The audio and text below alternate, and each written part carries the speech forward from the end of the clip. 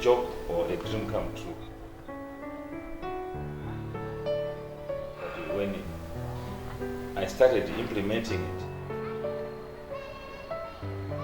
I could see the success.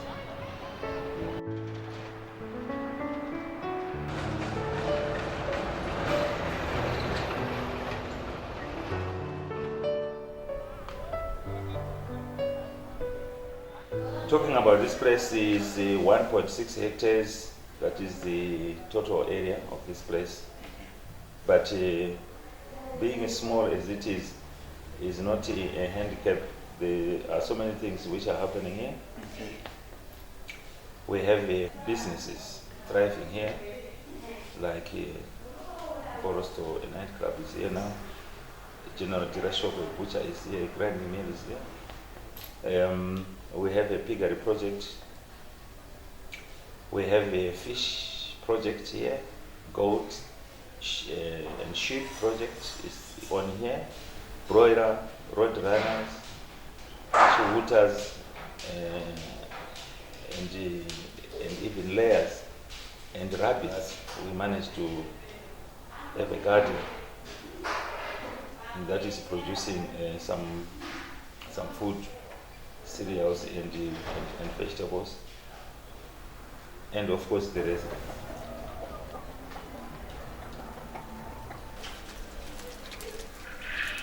Chigayo started as a Takura milling. During the 1992 drought, there was a need to provide food to the majority.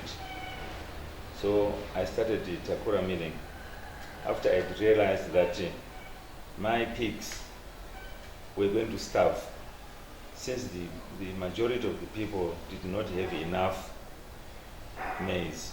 So realizing the people are not going to have enough maize, what more of the pigs? Then this idea came into me that if I were to be involved in milling, probably I'll be able to save both humans and the livestock by bringing in maize from wherever it's going to come from, process it into the finished product, but the byproduct will be delegated to the livestock, and then the premium product would be given to the humans. Because in the initial days, it was I was using a small dihala, which was yielding no more than 5 to 10 kgs of maize bran, at any given time. But as I increased the production, I could see that we could fill a bag of bran, and so the dream became a reality. Then when we boosted our production, surely we ended up being self-sufficient in supplying the stock feeds to our livestock. This is how the idea came about. I wanted to save my pigs from starvation, and it worked.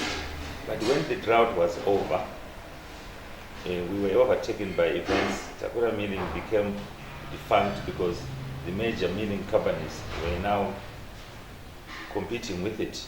And from this realization that I wasn't going to go anywhere, because being a bull fighting the big bulls, you don't stand any good chance of fighting bigger people. That is when the idea came that if the war of liberation was won without sophisticated weapons, how can we win this economic war with the established companies? That's how the idea of Chigayo came into play. I disbanded the Takura milling, which has been disabled by the big companies, and positioned small grinding mills in selected areas, especially those areas where my mill was known. So once I put those mills all over the place, that's how Chigayo came into being. And it became a success story because not only did I do it myself, but I encouraged other indigenous people to do the same. So in our numbers, we managed to over 10 or to compete with the big established milling companies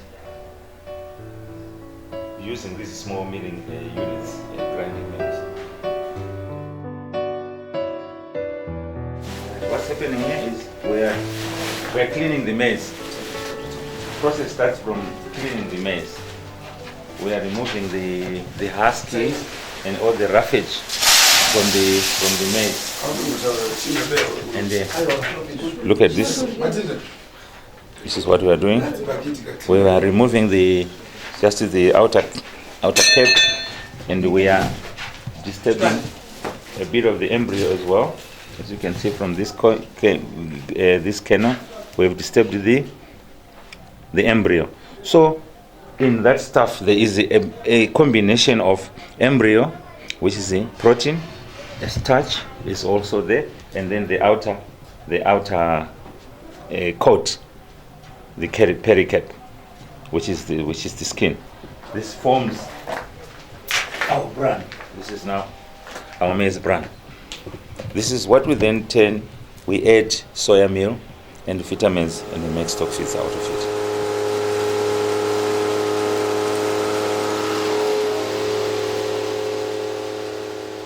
Because at one stage the big milling companies came to concede defeat when they said the hammer millers have taken 60% of the market. It was like a joke, but in fact it was real. Before the hammer mill era, we used to see big companies delivering large quantities of meal into the grocery shops, because the whole nation depended entirely on them. But now it's no longer the case. When there is a harvest, people will go to the grinding mill, because they come to realize the meal, which the hammer mills are making, is of a higher nutritional value than established millers, because these people, they take away from the mill the 4% God-given protein which is in the maize and make maize oil out of it. But in the hammer mill system, we mill everything, which means we preserve the 4% protein which is in the maize for the benefit of the health of the people. From the grinding mill, we've collected our maize bran. This maize bran is what we are now going to use as maize in our stock feed manufacturing process. We add soya meal and the vitamins, mixing it up at a given ratio. Then we come out with our stock feeds. What we are saying here is we could have sold that stock feeds to anyone who wants it, to any stock feeders. But we are adding value to that product. Instead of selling it as a stock feeds, we are actually feeding to our own pigs. So here are the pigs. They've been reared and they are grown up. Dung now, the dung which you are seeing now, that pig waste, that is our major source of biogas. Now it's going to its catchment area, the digester.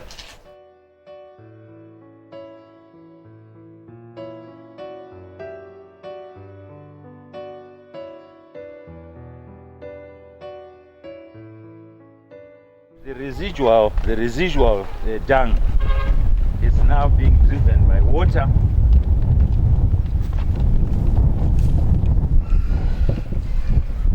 It's now driven by water through that trench, and then it feeds the digester through that inlet. That is the digester inlet.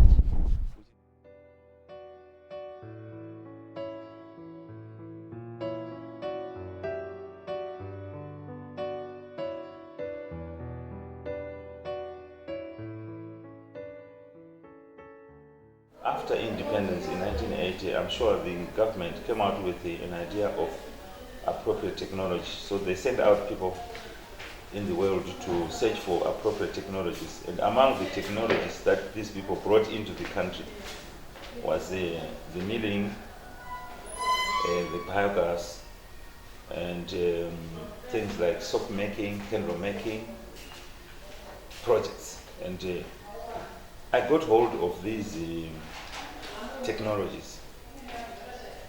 That's how I developed an interest for biogas.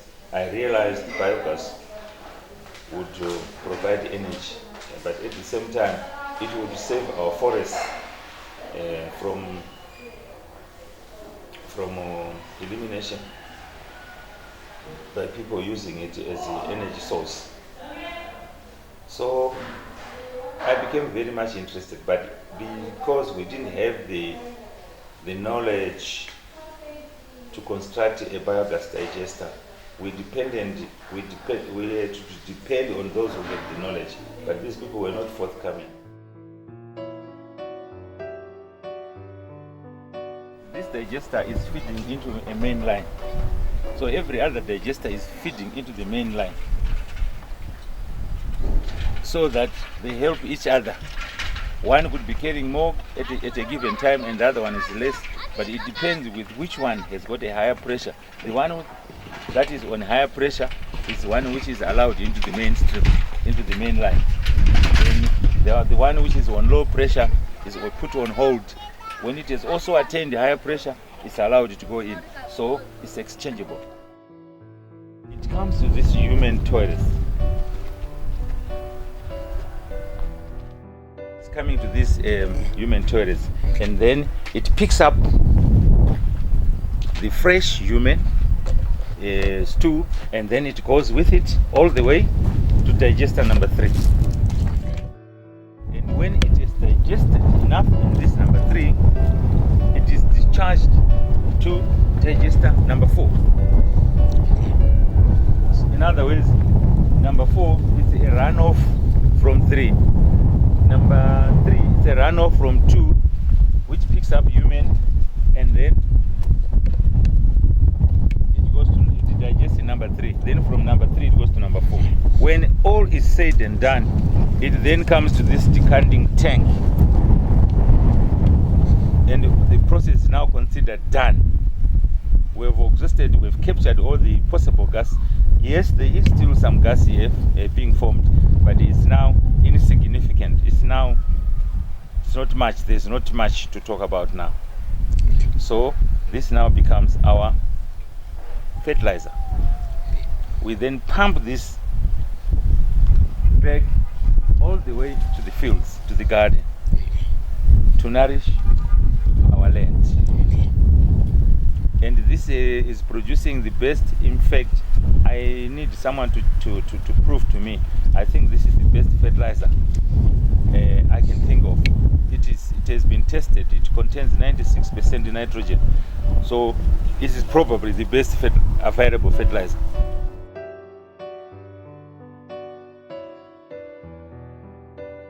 Because the initial digesters which came into this country failed dismally, because they were highly mechanized, they were very sophisticated, they were labor intensive, and on application it was unnecessary. A person would end up seeing firewood as a better alternative because it didn't give him all the hassles associated with the engineering work, which was with the biodigester. And I remember the Minister of Energy coming up with a statement that biogas is a non-starter in Zimbabwe. It's not going to be viable. But I refused to give in to such utterances. I said I will pursue it. So I pursued, correcting it, modifying it, seeing where it was actually difficult to operate, and modified it to become more user-friendly, which I managed, because right at the moment I can tell you that the biogas which I'm making is almost service-free. What I mean is a biocar You don't service it, you don't change tires, you don't put fuel in it. But the car is going as long as you live, you're using that car. And I have not seen a machine that can operate like that. This is how I managed to simplify the biogas digester to the extent where I'm saying it's now service free, self-feeding, self-offloading. All I need to do is just to utilize the resource.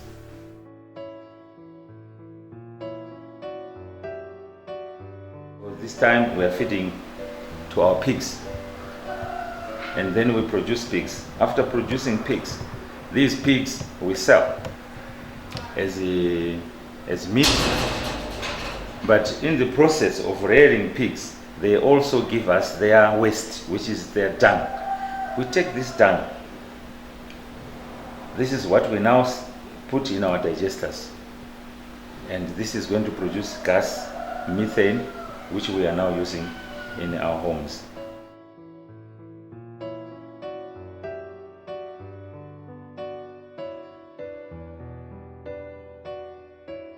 Established some kitchens, canteens, which are making food for the public. In other words, they are commercial kitchens. And these commercial kitchens are all now fired by biogas. So we are cooking all sorts of, all types of food. And all this is being done by biogas, including our main house is also using biogas. This energy is environment friendly in that it doesn't make your pots dirty. It's as good as LP gas. Your pots will stay as clean as they are before, number one. And it cooks faster. In fact, it is the fastest cooking energy I know of, because we did carry out an experiment where we put water to boil on biogas, LP gas and electricity. And the first cup of tea was from the biogas. So you get even better heating element. Even when we tried to fire a generator using biogas, the machine was running nice and smooth with the biogas than it was running rough with the LP gas. So I can conclude that biogas burns better than LP gas.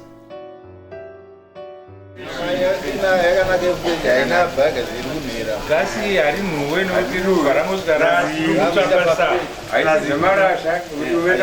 tina hutsiwa tiri kumboona panozisaurwa masitedi zviri smart. Satoti biogas iri smart.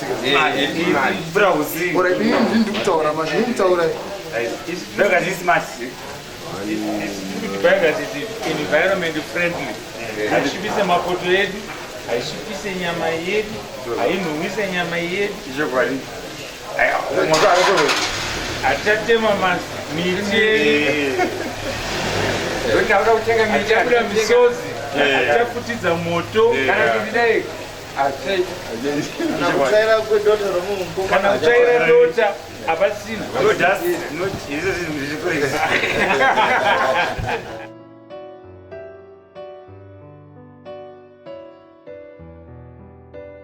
High volume, low pressure, which gives us an advantage again on safety, because it's a low pressure thing.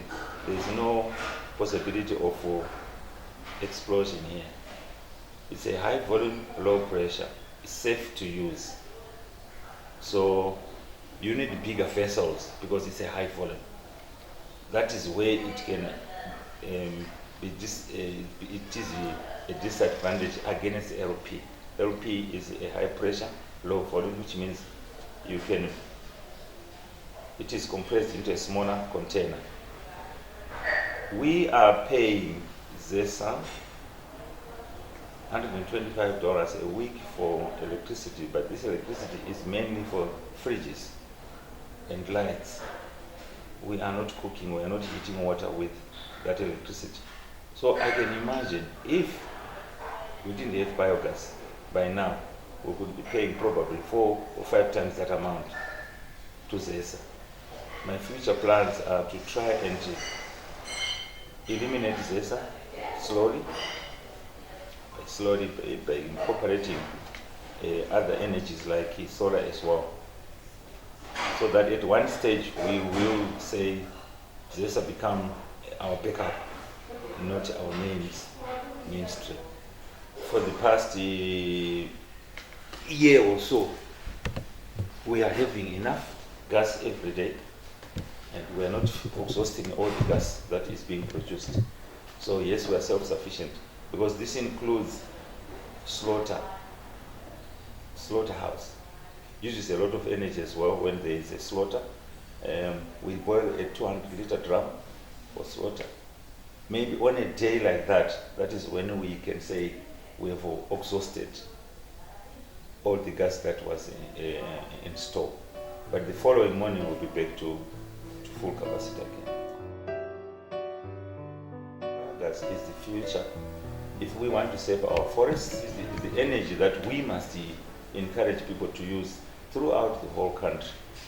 It's not complicated now, given that I have highlighted that I've modified the structure or the construction of the biogas to a simple thing. So if we are really serious on our forests, we must go biogas. It is probably the answer. I would say biogas and solar. These are the 2 areas where we must focus on for the future.